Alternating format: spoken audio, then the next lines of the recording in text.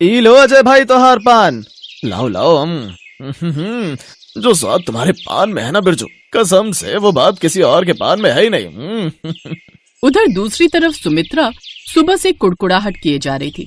सोचा था बहू घर में आएगी तो मुझे थोड़ा आराम मिलेगा, वो रोज आंगन के पौधों को पानी देगी, लेकिन मेरे पौधे तो कितने ज्यादा मुरझा गए हैं।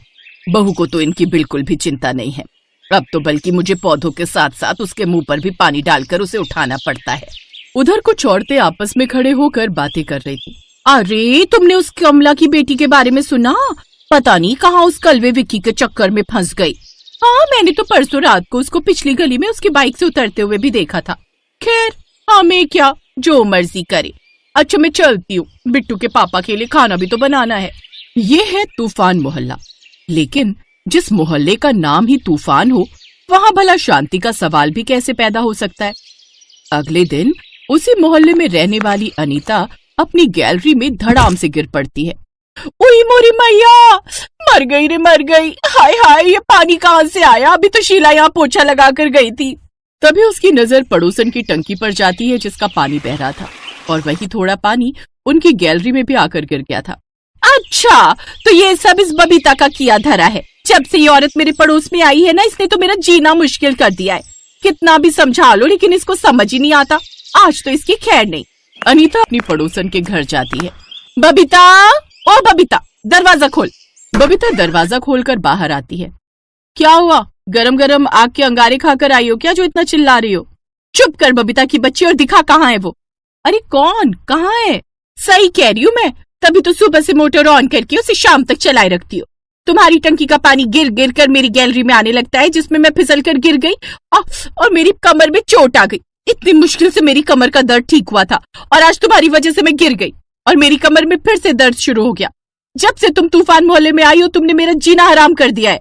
वो मेरी टंकी का पानी है, जहाँ मर्जी जाए, इससे तुम्हें क्या? अरे मेरी बला से वो नरक में जाए, मुझे क्या, लेकिन मेरी गैलरी में क्यों आ रहा है? अभी मैं तुम्हारे मकान मालिक से कहकर तुमसे एक घर ही खाली करवा देती हूँ।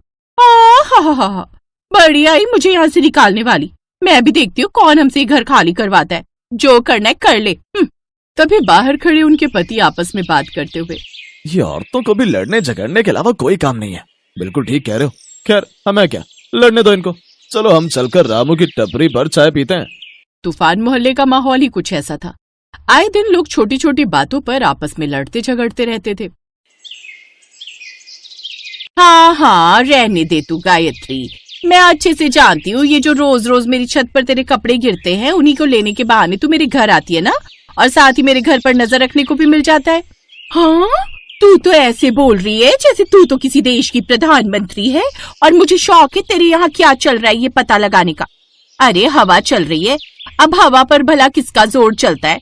अगर कभी कपड़े तेरी छत पर आकर गिर भी गए तो कौन सी मुसीबत आ गई तुझ पर? हाँ, लेकिन तेरा ना कभी कभी का नहीं ना, रोज का ड्रामा है, समझी? तुम ठीक कह रही हो गीता बहन। पता है पहले इसके कपड़े हमारी छत पर गिरते थे, अब तुम्हारी पर गिर रहे। सच में बड़ी चालाक औरत है ये। हा, आई बड़ी। तू खुद तो जैसे बड़ी दूध की धुली है ना। बताऊं क्या तो इसकी क्या क्या चुगली करती है मेरे घर आकर। वो मुझे एक जरूरी काम याद आ गया, मैं बाद में आती हूँ। आग में घी डालने आई रमा अपना नाम आते ही दुम दबाकर वहाँ से भाग जाती है। वहीं एक घर में पति पत्नी की बहस चल रही थी। अरे एक सोने की चेनी तो मांगी है तुमसे, कौन सा तुमसे ताजमहल मांग लिया? अरे तुमसे अच्छा तो पड़ोस की नीलम का पति है जो हर 3 महीने में उसे सोने की कोई ना कोई चीज दिलवाता रहता है। अरे तो उसका पति बिजनेसमैन है, उसका कपड़ों का खूब बड़ा कारोबार है। वो सोना तो क्या उसे हीरा भी लाकर दे सकता है, और मैं ठहरा मामूली सी नौकरी करने वाला। तभी कहती थी अपने माँ बाप को किसी अच्छे लड़के से शादी करवा दो, लेकिन उन्होंने तो ना जाने मुझे किस मुसीबत में डाल दिया। उस तूफानी मोहल्ले का यही हाल था। ऐसे ही एक दिन, क्या बात है रेशमा, तू मुझे देखकर यूं हंस क्यों रही है? मेरे मुंह पर कोई चुटकुला लिखा हुआ है क्या?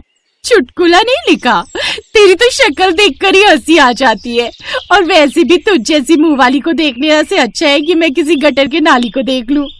मेरे पास इतना समय नहीं है। तो तू कौन सा करिश्मा कपूर है, गिरगिट की तरह दिखने वाली औरत?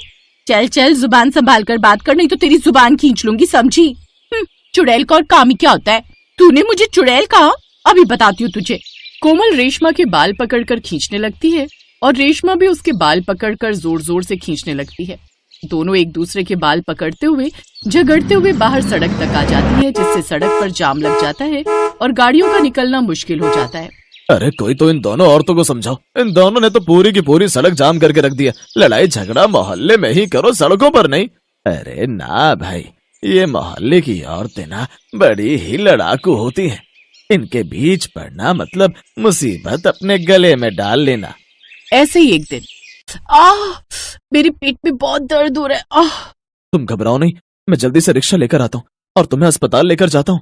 अब अनुज जल्दी से रिक्शे वाले को ढूंढने जाता है, लेकिन उस रोज शहर में रिक्शे वालों की हड़ताल थी, जिस कारण कोई भी रिक्शे वाला चलने को तैयार नहीं होता। तभी वहाँ रेशमा का पति तरुण आ जाता है। क्या बात है भाई साहब, आप इतना परेशान क्यों लग रहे हैं?